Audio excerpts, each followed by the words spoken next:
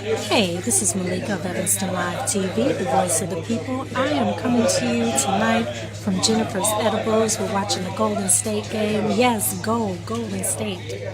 Yes. Earlier I met with Evanston Public Library, Lesley Williams, and I don't know if any of you are familiar with the story. Definitely check back on past episode. I did an interview with Lesley Williams as well as Pastor Michael Neighbors. Miss Williams was suspended without pay from the Evanston Public Library. She's one of the only African American librarians at the Evanston Public Library, and she's been put on leave yet again. So we met here at Jennifer's Edibles, and I wanted to find out what is going on at the Evanston Public Library. Check this out. This is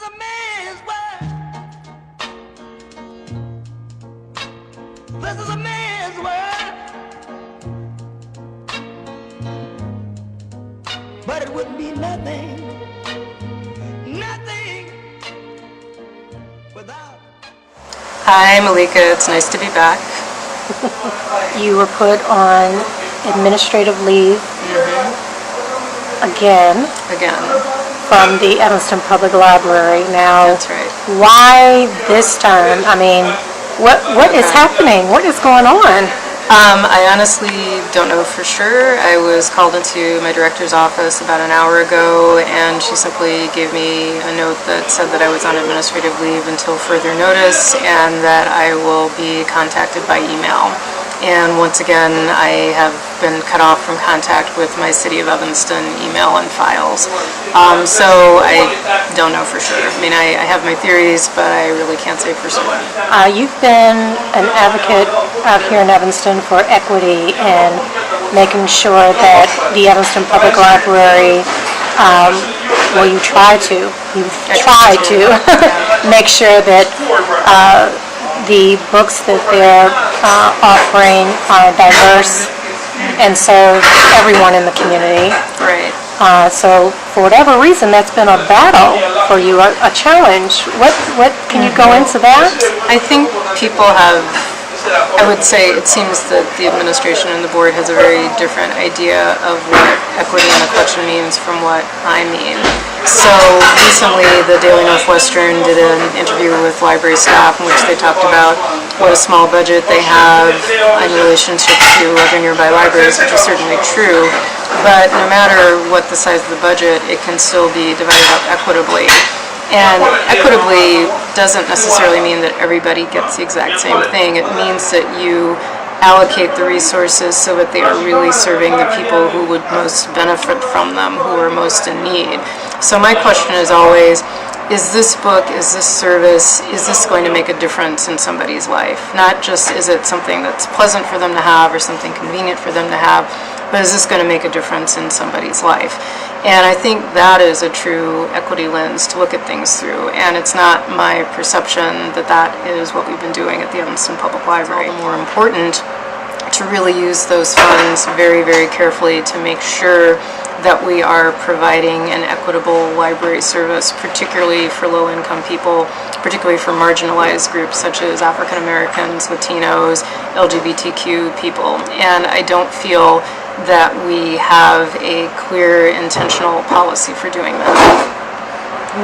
Well, you know, Evanston Live TV and some other outlets have been trying to get both sides to this story, and the board hasn't been too willing to talk to the media, but I know that there's another media outlet in Evanston that's doing some digging, some researching, and I mean, from what I've been hearing, they're really trying to get some dirt on you.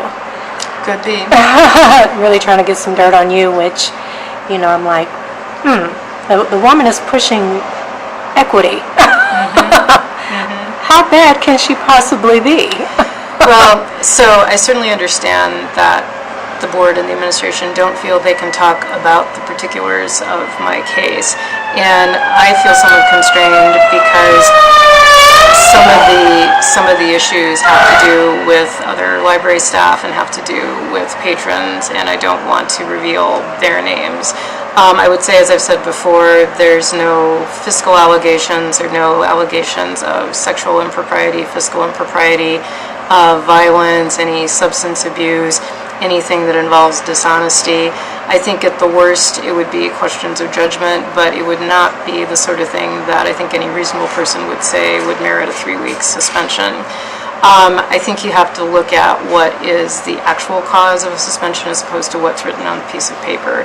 And given that I have, I think, been somewhat of a gadfly and have not gone along to get along in many cases, that's where you get these allegations of hostile work environment. And I think often women and people of color and other marginalized people are described as being hostile or uncooperative, or dare I use the word uppity, when they push for equity and when they push for their rights and for the rights of others. What would you like for the Evanston community to understand and know about what's taking place? That I am fully committed and dedicated to the people of Evanston, and that my loyalty is to the community and not specifically to an institution.